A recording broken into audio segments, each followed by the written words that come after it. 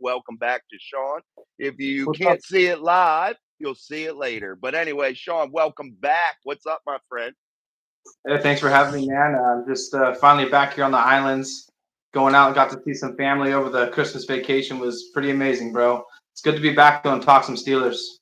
Word up. Hey, we'll try to get some subscribers. We're glad to have you back, bro.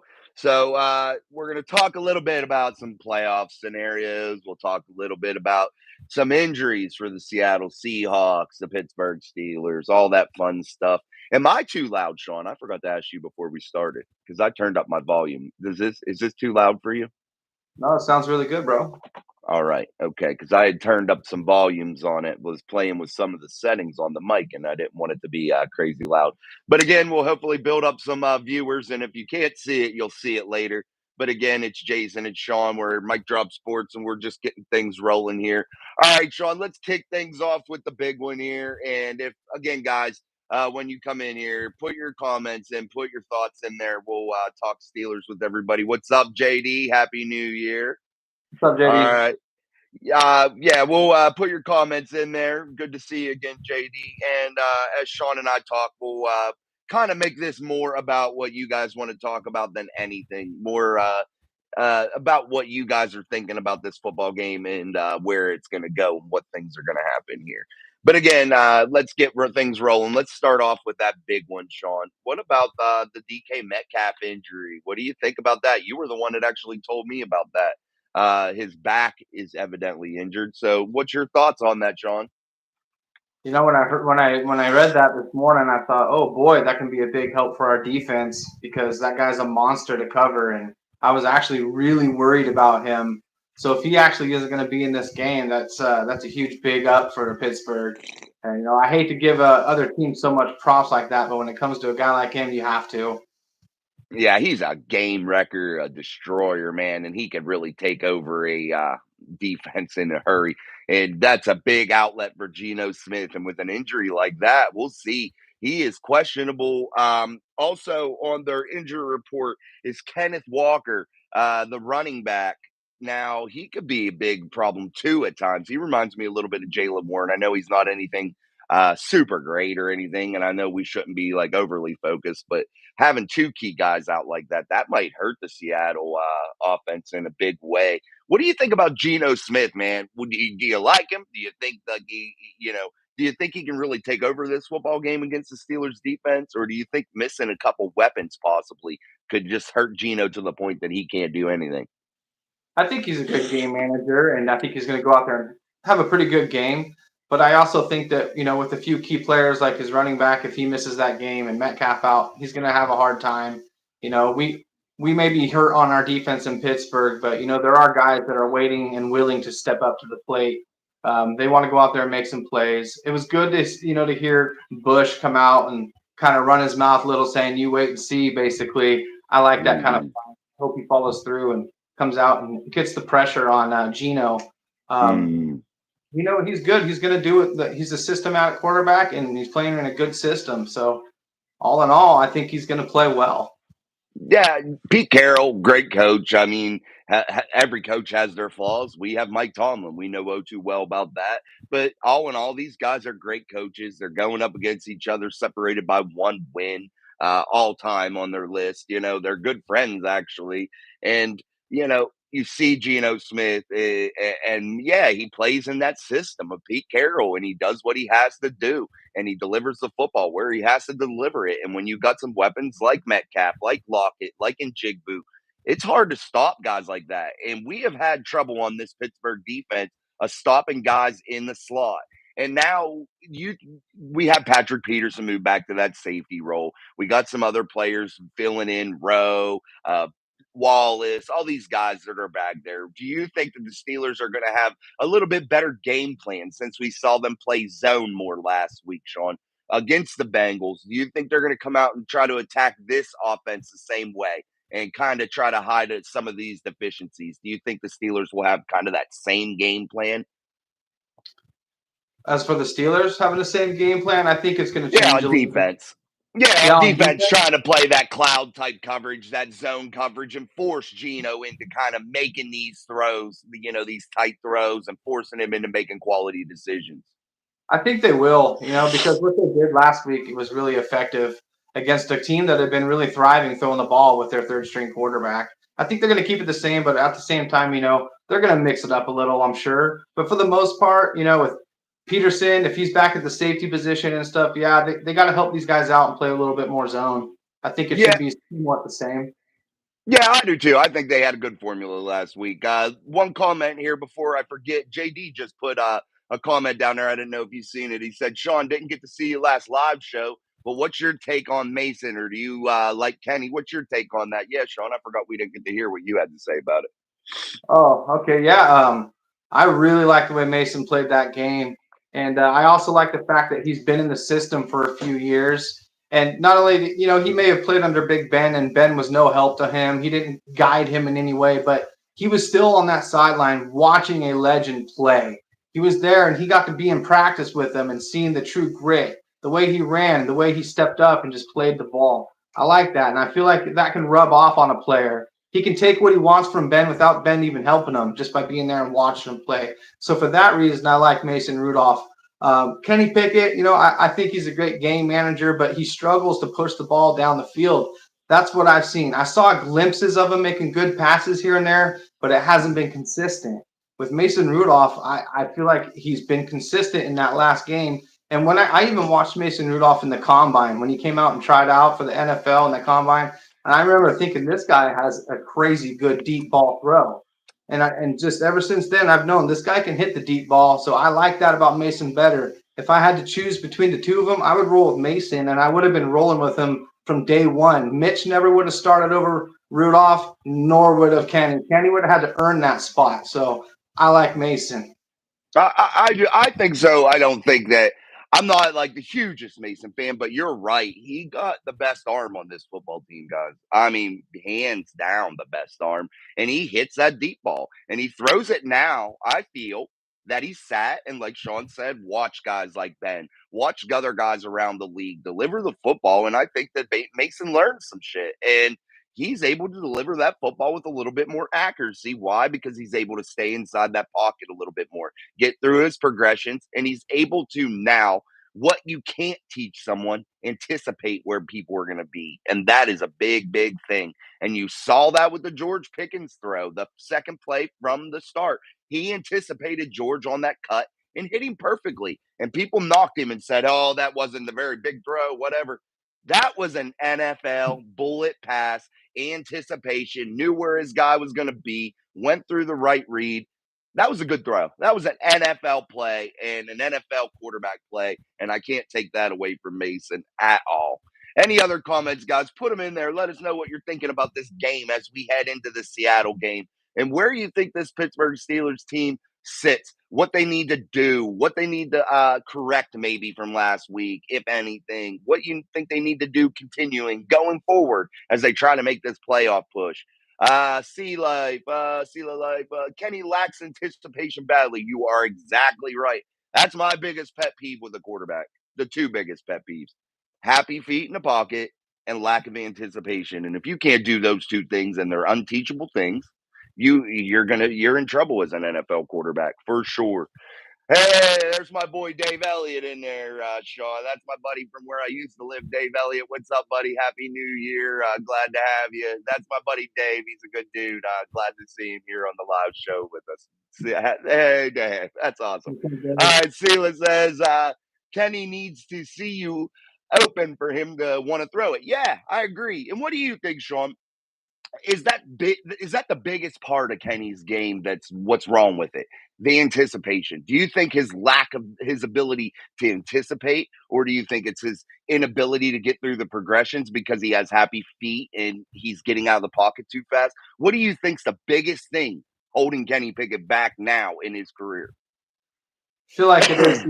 He's got too much anxiety in the pocket. He needs to learn how to just calm down and put more trust in his linemen.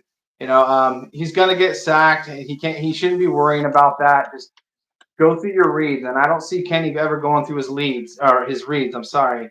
I see him drop back, And if, like the guy said in the comment there, if he doesn't see the receiver open, he's not going to throw it. And he's always going to go to his check down. And that gets old. The defenses catch on to it. They know it's going to be a check down, and they close in on our offense. And that's why you don't see a bunch of points on the board when Kenny Pickett's in the under the center.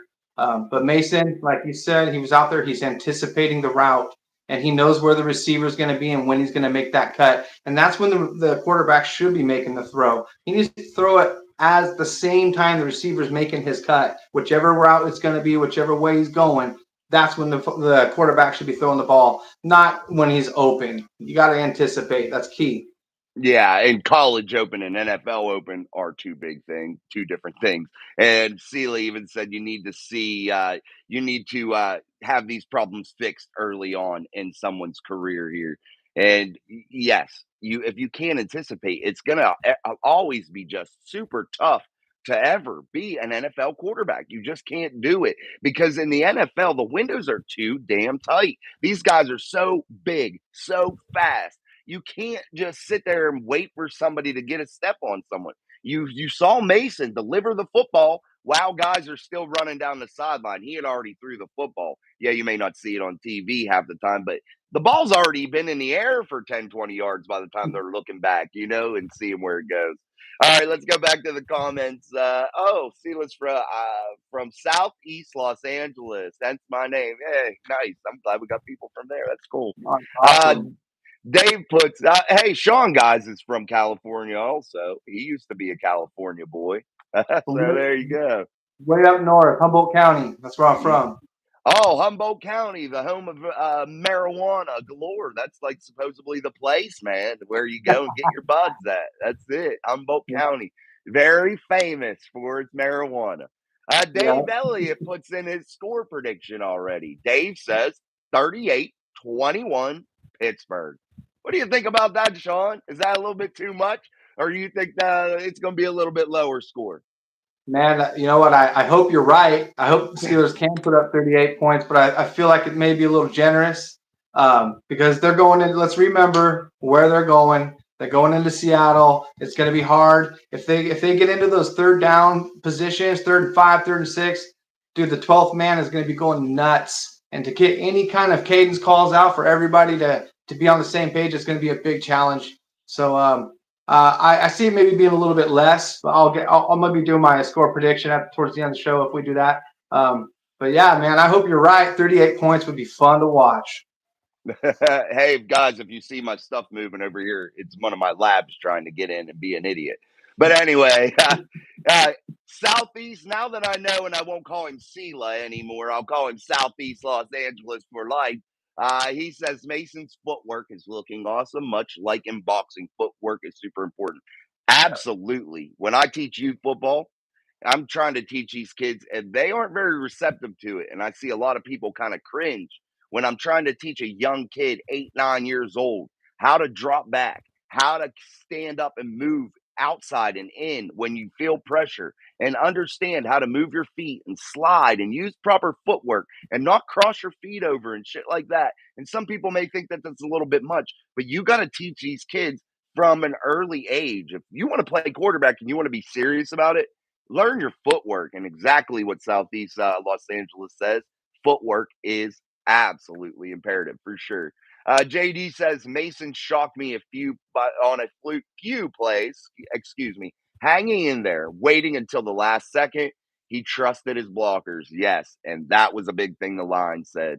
And I think that that's a big key. What about you, Sean? I think this offensive line, how they go this week is how the Steelers are going to go moving forward for the rest of the season, in my opinion. How this offensive line plays. Are they going to be able to keep it going this week and keep improving? I think that's going to be indicative of what kind of outcomes we see for the remainder of the season. What do you think about this offensive line, Sean? You know, they really stepped up last week, and I hope they can do the same thing again this week. It's a big challenge, though. They got, the Seattle, they got a pretty good defensive line. They may be a little susceptible to the run, but, we got Broderick, going in there, and this guy's an animal. Obviously, we've got Mason Cole in there probably again, and that's going to be always a factor for us. But other than that, I think it's going to be a good outing for them again. These guys are fired up. They got a new quarterback in there with Mason, and his energy that he brings out there into the huddle, that exuberates through the rest of the offense. Everybody's going to pick up on that. They're going to feed off of it. I'm hoping that they all feed off of Mason Rudolph, go out there and do their job. But the main thing is, maybe this is a topic we're going to talk about later or not, but they got to run on that. They got to run that ball in Seattle, just like you were saying earlier. They got to shut that crowd 12th man by running the ball. And yeah, having trust in your O-line, that's everything, because that's when you can be comfortable in the pocket. That's the only time you're fully going to be comfortable. You got to trust that line. Hey, man, I mean, I totally agree with you 1,000%.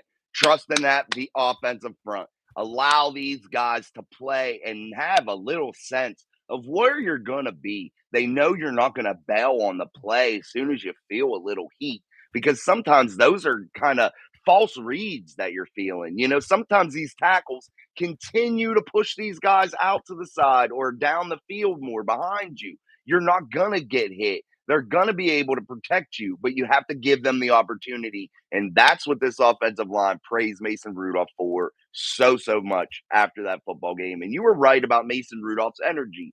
Everybody on that football team talked about how they respected him, what kind of fire he brought, what kind of leadership he brought. And that's a big thing. You haven't heard that's preached all year from anybody inside that building, especially on offense. And if you have a guy out there that's able to get you fired and juiced up, hey, so be it, man. And if his name happens to be Mason Rudolph, oh, well, I don't know what to tell everybody. It may not be the most popular name in Pittsburgh. It may not be the guy everybody wants to succeed, but he's the guy that is showing the most right now. And until he doesn't, then you ride with him, period. All right, let's go back to the comments. Southeast LA. You want to know when I knew things were going to be different? That one play where Mason jumped for that first down like he was a fullback. That gave me chicken skin. Very ballsy move. And you also saw Mason yelling at that one linebacker to finish his block. That was yes, I agree. Yes, dude, I agree. Sean put that in a comment earlier, too. He had said, that gets people fired up. That was big. That's tough. What do you think, Sean? What do you think about Mason Rudolph and his toughness? Do you think it's too much, or is it just what the doctor ordered here at the end of the season? Just what the doctor ordered in Pittsburgh. We need somebody to step up there and be fearless. You can't play scared. You can't be like Pickens and not want to follow up on a block and somebody might roll up on your backside. You go out there and keep your legs moving, keep driving until the whistle blows. And Mason ran that ball right into 3 defenders with zero fear, moved the sticks, and drained the life out of that defense. Oh, yeah, and this is coming from a guy that got his ass knocked out by what's his name? I can't even think of his name right now. But he got his ass knocked out hard, put to sleep, carried off the field on a stretcher. And then Myles Garrett beat you in the face with a helmet. This guy's got some reasons to be gun shy. We'll say that.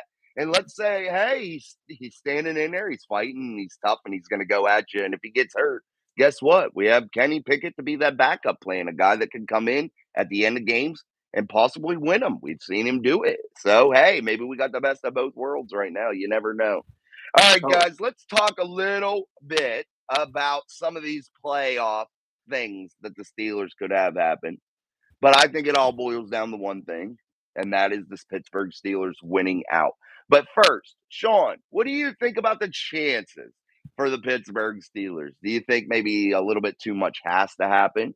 Do you think they're going to be able to win these last 2 games? What do you think the chances of this Steelers team getting to be that AFC wildcard team? What do you think their chances really are? What do you think truly from a Steelers fan? I think that the biggest challenge is going to be this weekend in Seattle, because we all know that we can play Baltimore really well. If they can go out there and get this win in Seattle, the chances are going to be really good. What is it? They're around 12 to 15% chance right now, make it into the playoffs, give or take a little. Something like that, yeah. It goes up like 94% or something crazy. I think that's enough to fuel and motivate everybody in that locker room to go out there and play the game of your life. Go into Seattle, smack these guys right in the mouth, and then, put the fear of God into Baltimore, because they should be afraid of this team, because we all know Lamar struggles against our defense no matter who's in there. And also our quarterbacks, doesn't matter who's playing under the helm. we're going to run that ball right up Baltimore's ass. You can bet you on that one. Yeah, I think the Steelers play Baltimore well. I mean, divisional opponents, they're 4-1 this season on divisional games, and that's huge when you're the Pittsburgh Steelers. No one else in the division has that kind of record, I don't think. I think that's kind of the best one, I'm pretty sure. But let me give you guys a few scenarios that the Pittsburgh Steelers could be eliminated this weekend. Actually, they all, though, include a Pittsburgh Steelers loss. So, scenario one, a Steelers loss plus a Bills win slash tie plus a Colts win plus a Texans win plus a Broncos loss or tie. That's the first one. This is how crazy this is, guys. There's only three. So, two, the Steelers lose again, and the Bills win or tie. Colts win plus the Texans win, plus the Jags lose, plus the Chiefs win or tie. These are crazy ass scenarios, and a lot has to fall into place. And the last one is the Steelers lose, the Bills win or tie, the Colts win or tie, the Jags win, plus a Broncos loss or tie. That is a mouthful. Sorry, but those are crazy ass scenarios, and they all involve one thing: the Pittsburgh Steelers losing, the Buffalo Bills winning or tying, and the Indianapolis Colts winning or tying, and the Steelers put themselves into that boat. But what do you think, Sean? Say the Steelers do win out. Say the Steelers do make the playoffs. Are they going to be able to do anything in the playoffs? A lot of fans, a lot of commenters have said the Steelers don't deserve it. What is your thoughts on that situation? And you don't have to agree with me, but still, what is your thoughts? If the Steelers get into the playoffs, what are they going to do? If the Steelers get into the playoffs, they're gonna have to make some noise because that's what football is all about. Going out there and playing your ass off and shutting the whole world up, even the other team. No, we don't need anybody from the media or any of our buddies or anybody to confirm for us that, oh, well, if the Steelers get in there, they ain't gonna do shit. Nobody knows that. We can go back and look at, like you said earlier, Kansas City. Look at their record. Look at all these other teams. They're not doing so hot either. And even the teams that were doing hot all year long, what's going on with them right now? It seems to me like everybody's kind of stumbling right here as we come across the finish line, while the Steelers seem to be gaining.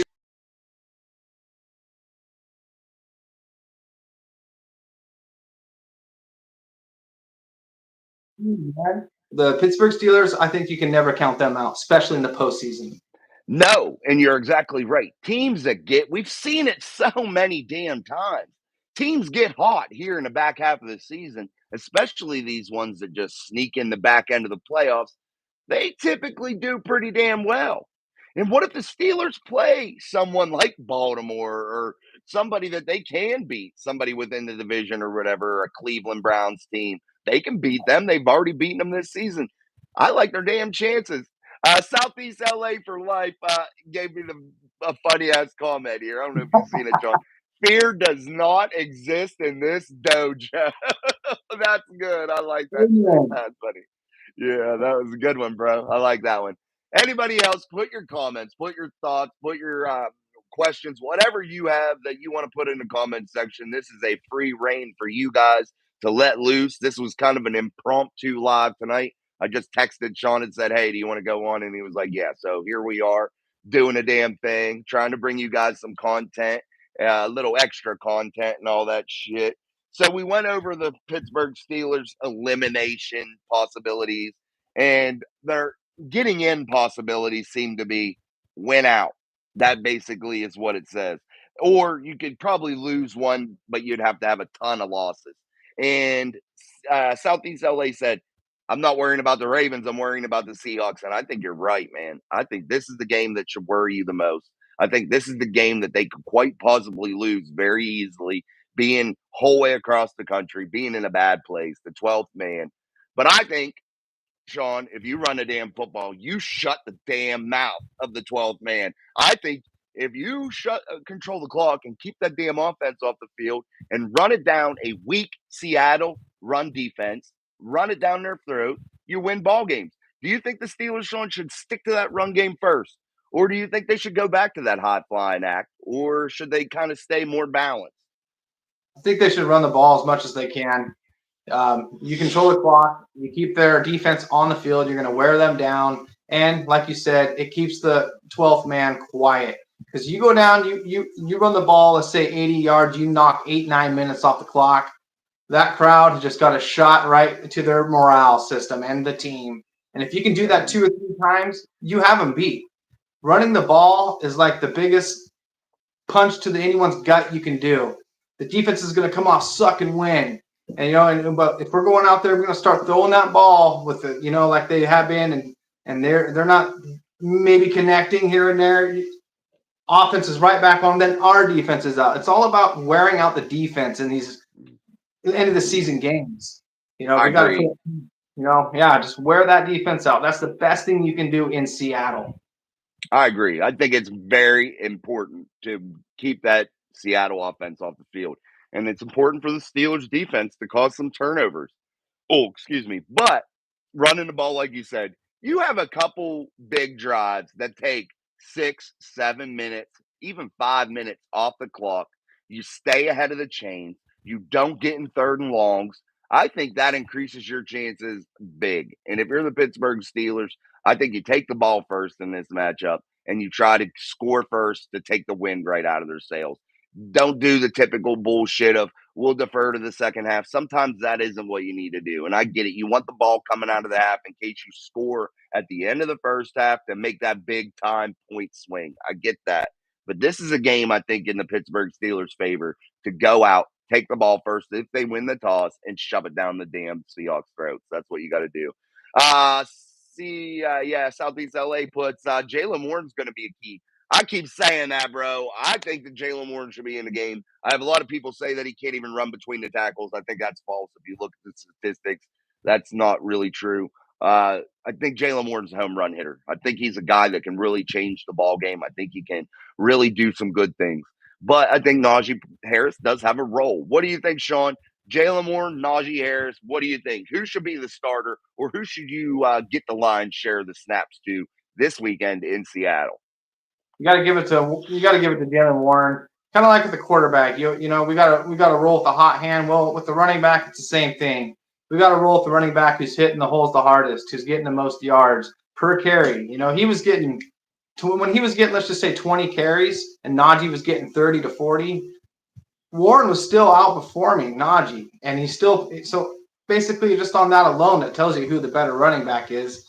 You got to go with Jalen, man. The guy's more productive and he's consistent.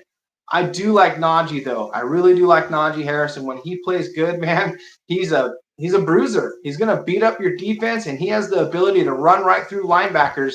He's just got to stay on his feet. Stop going airborne. Stop trying to go over or around. Drive through. Go back to your status roots, man. That was one of my favorite running backs of all time, number 36, the best. I think Najee has a role also. I think you need to use them both.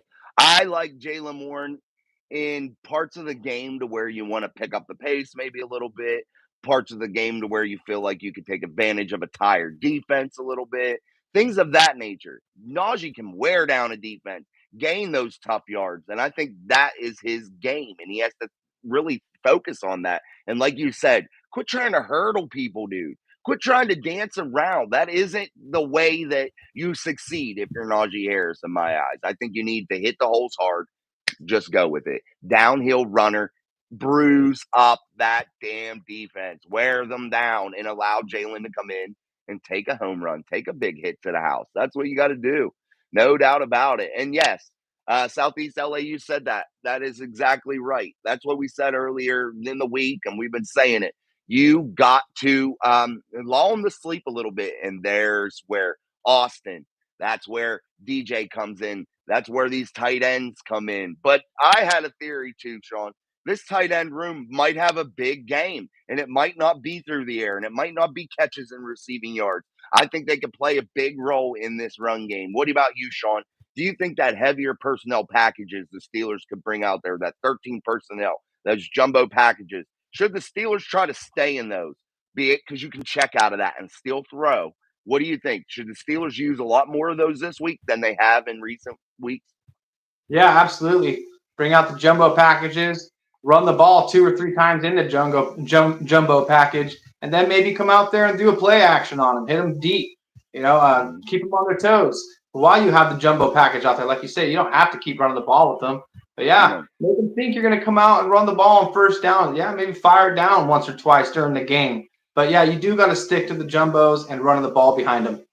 We have a big, there's a big thing too that I wanted to, wow, I'm not forgetting this. The Seattle Seahawks, when we were talking about injuries, Jamal Adams is out. Devin Witherspoon's still questionable, the cornerback. The safeties for the Seattle Seahawks are one of their most important parts of that defense, one of their strengths. And when you take half of that equation out of there, that could spell problems when you're trying to guard 3 quick receivers. And I think the Steelers need to utilize, like we were just talking about, those jumbo packages, because Mason checked out of a lot of tendencies, checked out of a lot of runs, threw it when they thought they were going to run it, ran it when they thought they were going to throw it.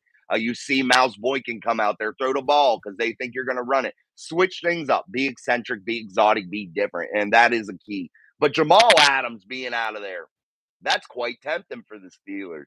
I hope it doesn't loosen them up, though, to where they want to just throw the ball deep over and over and over again. But what do you think, Sean, about the loss of Jamal Adams? He is ruled out for the game, at least on the injury report that I read for this Sunday.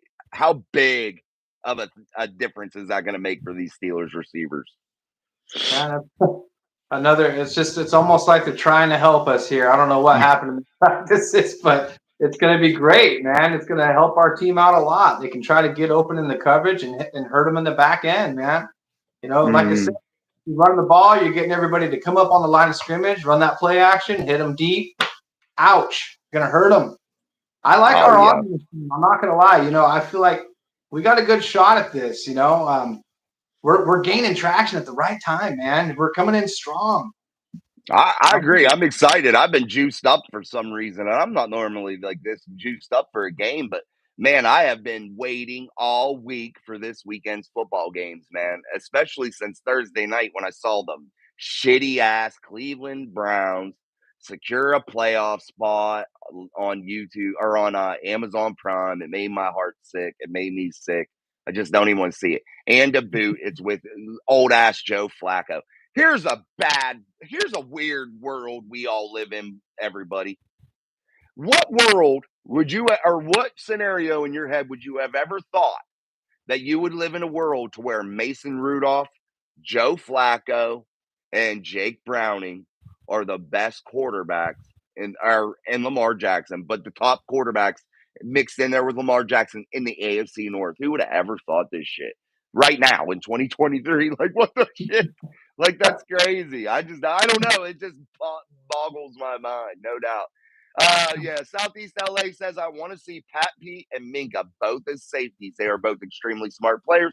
We just need one more cornerback. Yeah, I think for next year maybe that works. I agree, but I think Corey Trice could be that other corner too. But I think you need to go out there and snag some more DBs in the draft for sure. What do you think, Sean, about Patrick Peterson's play as safety? And also, I see reports out there that he said that he is enjoying it. He feels like it's a natural switch for him, a natural progression.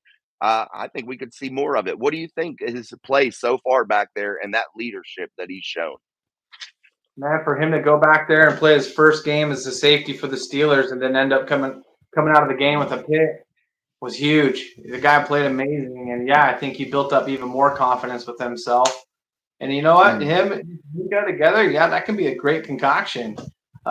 Man, I can't wait to see what all these guys do when Corey Trice comes back. Imagine that. We're going to have 2 lockdown corners with a couple of great safeties, and if we can fix our middle linebacking core, man, look out. Steelers going to be on fire, bro. At least that's the thought process. At least that's the hopes for sure.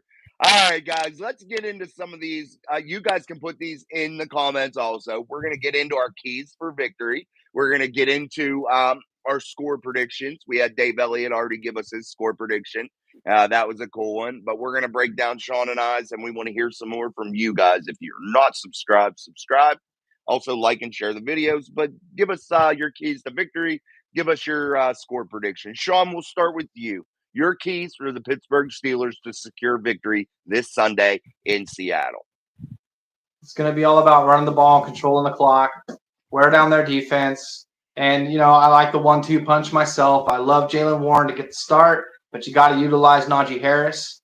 And, of course, with Mason Rudolph, hopefully he can come out there with that same kind of energy, push the ball down the field like he did against Cincinnati.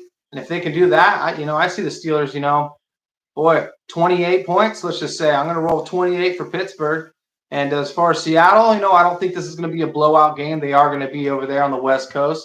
They're going to stay in this game. I'm going to think about 24 points for Seattle. I'm going to say Pittsburgh 28, Seattle 24. And also, I wanted to, before I close that out, I want to say what's up to Travis Earth in the comment sections. That's my buddy. He's from the West Coast. Travis. But, I didn't even see you in there. I'm sorry, dude, because you put the emoji. My fault, bro. I didn't even see it. What's up, Travis? Welcome, my friend. But, I think Steelers will win 28-24, man. Let's utilize that 1-2 punch with Jaylen and Najee. And then, hopefully Rudolph goes out there and plays confidently like he did last week, man. I see good things coming our way. I like it, Sean. I think the score is a realistic one. I think it's going to be tight for sure. And my keys, along with you, I think you got to run the damn football. You got to run the football, and it's imperative. And I know people want to see a high-flying offense. They want to see points. They want to see you throw the ball down the field. It's exciting. I love that. I never had I hadn't had that much fun watching a Steeler game in a very, very long time. I was watching it with my son. We were having fun, jumping around, screaming. It was a good time. And, I enjoyed it. I love it. But I think the Steelers need to first handle some business. And that is gaining some control, running it down their throat, using the play action pass to their advantage, and Mason Rudolph remaining confident, remaining a leader.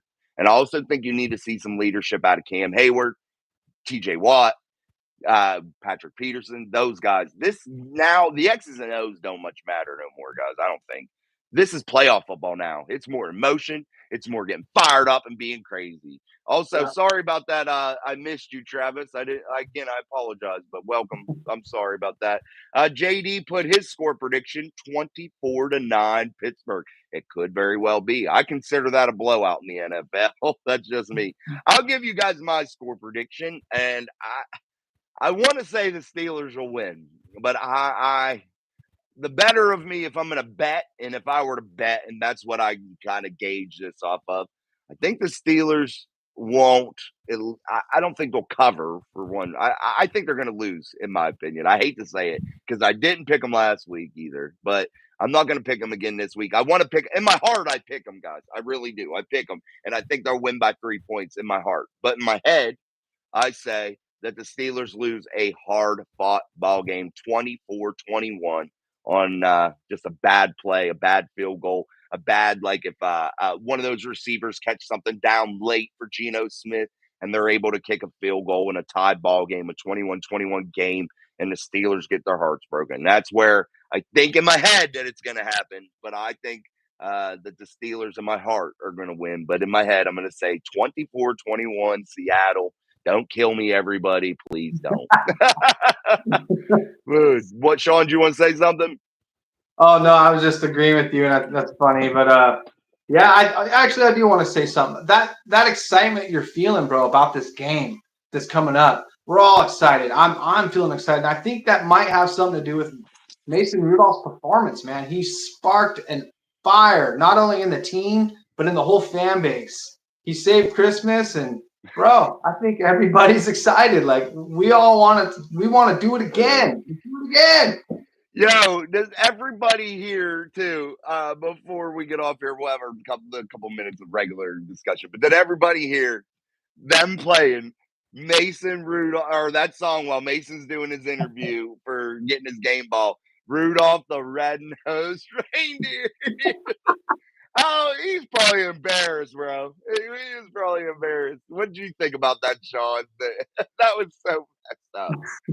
It inspired me and my brother to write a song about it, and I'm sorry for all you guys that had to endure our horrible singing, at least mine, but we had some fun with that, man. We had a lot of fun with that.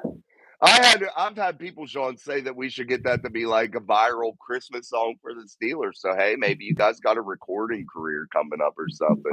I thought you guys sounded like a dying dog, but hey, it was good words. I appreciate the honesty.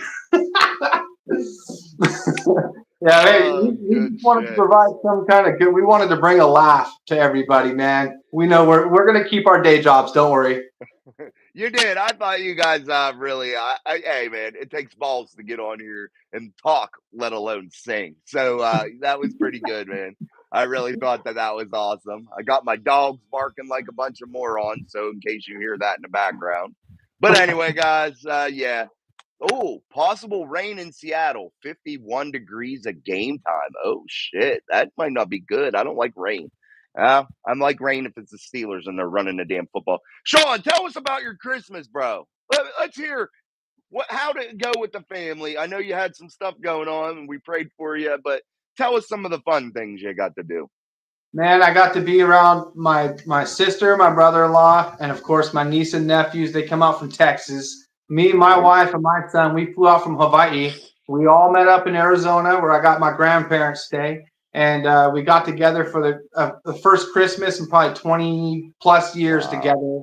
And the kids running around playing. I got to play some Mario Kart with the boys. I got to hang out, make some cookies and stuff, and eat a bunch of amazing food. It was awesome.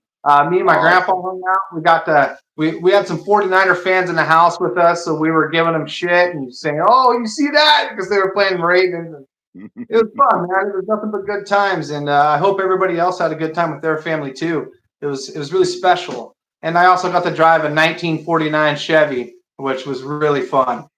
Yeah, I seen the picture of that truck, and that truck is nice. I wish I could put it up on here. Soon we will have that technology to be able to do shit like that. Soon and very soon, guys. We'll work on it. Yeah, I'm glad you had a great Christmas, Sean. I had a pretty good Christmas. It was low key at our house, man.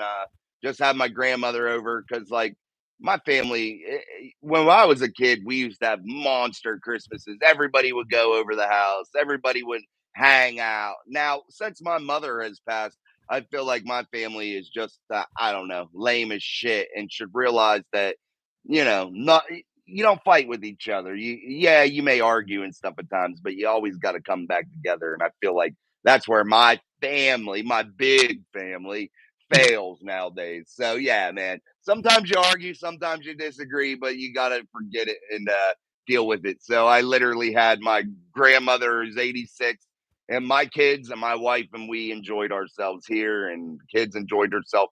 It was warm. We were outside flying the drone, flying or running go-karts and shit. I'm like, is this Christmas or is this freaking 4th of July picnic or some shit? Like, I don't know.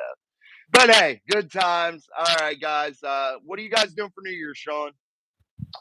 Well, I'm gonna just come home and just hang out with my wife and kid, wait for midnight, and maybe go out and make some noise and celebrate a little bit.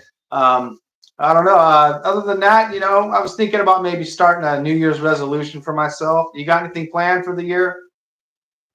I'm gonna pig out, bro. I bought a pork roast today. I bought some sauerkraut. So I'm gonna have pork roast, sauerkraut, hot dogs, put it all in a big pot, cook her down, and then I make some nice creamy thick mashed potatoes with it, some rolls. I actually made so many rolls at Christmas. I think I'm about to have to throw them away. So I hope I don't have to make any new ones. But I've been eating them bitches for days. So yeah, that's what I'm gonna do. I don't go out on amateur drinking night because I think there's a bunch of amateur drunks that do stupid shit. So I try to stay home and safe. And I hope everybody else stays safe. Dave Elliott, I had my first Christmas off in 7 years. Awesome, Dave. I'm glad you got Nice. the. Dave has a grandbaby that's not very old, and that's his first grandbaby. So I'm glad he got to be home for Christmas to celebrate that. That's really cool for Dave. So good deal, Dave. And Merry Christmas to you and the family and the baby and all them guys. So Merry Christmas, Happy New Year to you guys. But anyway, Sean, I'm going to wrap it up. So, any final words?